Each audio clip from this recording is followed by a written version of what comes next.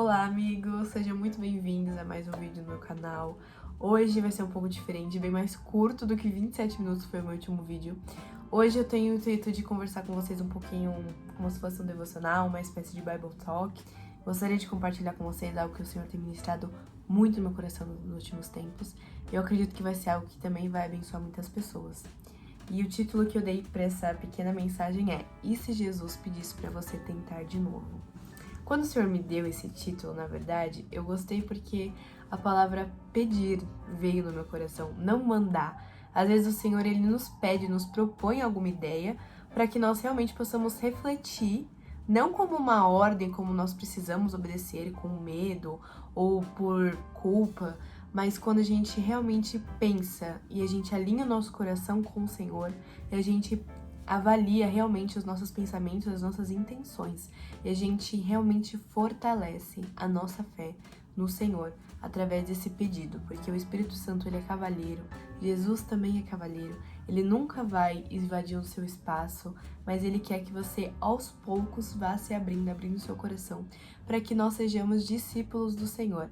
Então isso é uma coisa que o Senhor tem falado muito comigo nos últimos tempos e eu creio que realmente vai ajudar muitas pessoas também. A passagem de inspiração a gente vai ler, que é quando ele chama os primeiros discípulos. Tá lá em Lucas, capítulo 5, versículo do 1 ao 11. Vamos ler juntos. Os primeiros discípulos. Estava Jesus à beira do lago de Genezaré.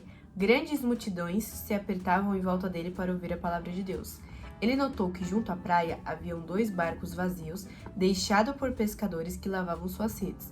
Entrou num dos barcos e pediu a Simão, seu dono, que o afastasse um pouco da praia. Então sentou-se no barco e dali ensinou as multidões. Quando terminou de falar, disse a Simão: Agora vá para onde é mais fundo e lancem as redes para pescar.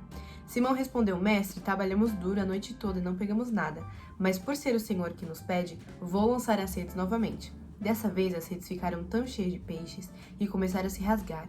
Então pediram ajuda aos companheiros do outro barco, e logo os 2 barcos estavam tão cheios de peixe que quase afundaram. Quando Simão Pedro se deu conta do que havia acontecido, caiu de joelhos diante de Jesus e disse: Por favor, Senhor, afaste-se de mim, porque sou homem pecador. Pois ele e seus companheiros ficaram espantados com a quantidade de peixes que haviam pescado. Assim como seus sócios Tiago e João, filhos de Zebedeu, Jesus respondeu: Simão, não tenha medo, de agora em diante você será pescador de gente. E assim que chegaram à praia, deixaram tudo e seguiram Jesus. Muito linda essa passagem, né? Uma das coisas que eu quero ressaltar aqui, Jesus, ele interferiu quando os discípulos, os que não eram discípulos ainda, eles já tinham cansado de tentar.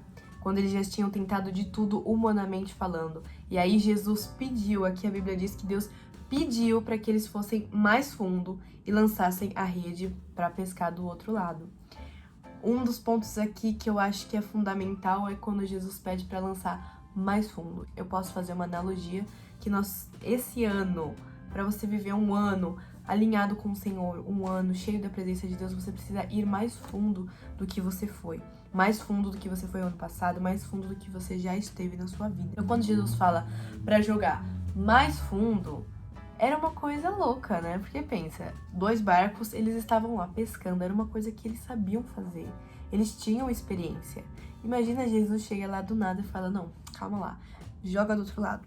E tipo, você fica: Meu Deus, como assim? Aqui, quando ele pede pra jogar mais fundo, é como se Jesus pedisse para que Tiago, João, Pedro, Tiago e João no barquinho. Como se Jesus realmente oferecesse uma nova chance. Oferecesse uma nova tentativa que agora vai dar certo. Não porque o que antes eles estavam fazendo estava errado, mas porque estava faltando uma coisa, estava faltando a presença de Jesus. E o final de tudo isso é que Jesus quer que eles sejam pescadores de gente. Eles deixaram todos os peixes que eles tiveram a noite inteira para pescar. Não pescaram, mas quando Jesus chegou, ele mandou jogar pro outro lado, eles obedeceram, refletiram, obedeceram, jogaram pro outro lado, pegaram tanto peixe que a rede se rompeu, mas quando Jesus falou: Ai, não tenha medo, blá blá blá, eles deixaram todas as redes, todos os peixes que poderiam lucrar muito em cima deles e seguiram Jesus. A Bíblia fala que eles deixaram tudo e seguiram Jesus. Então, quando a gente faz parte de um milagre sobrenatural, a gente realmente tem noção de que a presença do Senhor é muito mais importante, é muito mais válida do que todas as outras coisas que nós podemos conquistar. Então, isso é o que eu queria dizer sobre nós irmos mais fundo, nós irmos com alinhamento em direção do Senhor, nós nos esforçarmos mais esse ano de 2026, com mais busca, com o coração mais quebrantado, com mais jejum, mais oração, e também deixar que Ele tome a posição de honra nas nossas vidas. Quando nós temos algo que nós estamos colocando todos os nossos esforços, as nossas expectativas, nós estamos tendentes a fazer com que acreditar que nós podemos fazer alguma coisa com o nosso próprio braço, com as nossas próprias forças.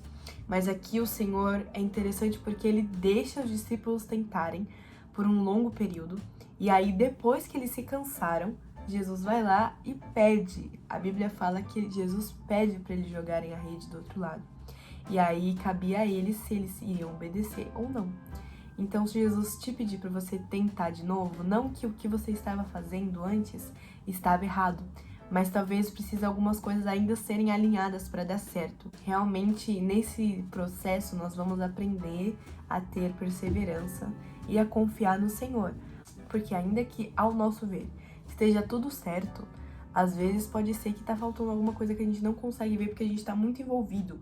Então, às vezes o Senhor pede: tira do controle da sua mão e entrega na minha mão, porque você mesmo não pode fazer nada. É isso que o Senhor tem, transformado no meu coração e trabalhado comigo. Eu acredito que vai abençoar a vida de muitas pessoas. Se esse vídeo te abençoou, se esse vídeo falou com você, esse pequeno devocional, eu espero muito que Deus abençoe a sua vida através dessa palavra. E é isso, um beijo.